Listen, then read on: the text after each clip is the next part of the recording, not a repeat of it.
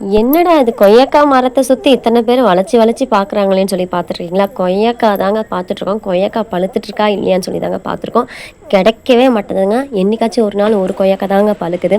அதுவும் எங்கள் அம்மா தேடி தேடி எனக்கு வந்து சின்ன சின்ன கொய்யாக்கா வந்து சின்ன கொய்யாக்காலே வந்து பழுத்ததெல்லாம் வந்து பறித்து கொடுத்தாங்க.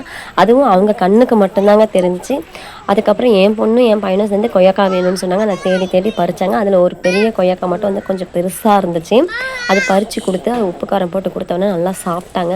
நான் ரொம்ப தேடி பார்த்துட்டேன். இது ஏன்னே தெரியலங்க. ஒரு சில மரத்துல வந்து டக்குன்னு எல்லா கொய்யாக்காவும் பழுத்துருது. ஆனால் இந்த மரத்தில் மட்டும் ரொம்ப ரேருங்க. அது 2 டிஃப்ரெண்ட்டான கொய்யாக்காவாக இருக்குது. எப்படி சொல்கிறதுனா, ஒரு கொய்யாக்கா வந்து பெருசாக ஆனால் தான் வந்து அது நல்லா வெள்ளை கொய்யாக்கான்னு சொல்லுவாங்க. நல்லா வந்து பழுத்து இருக்கும். நல்லா டேஸ்ட்டாக இருக்கும்.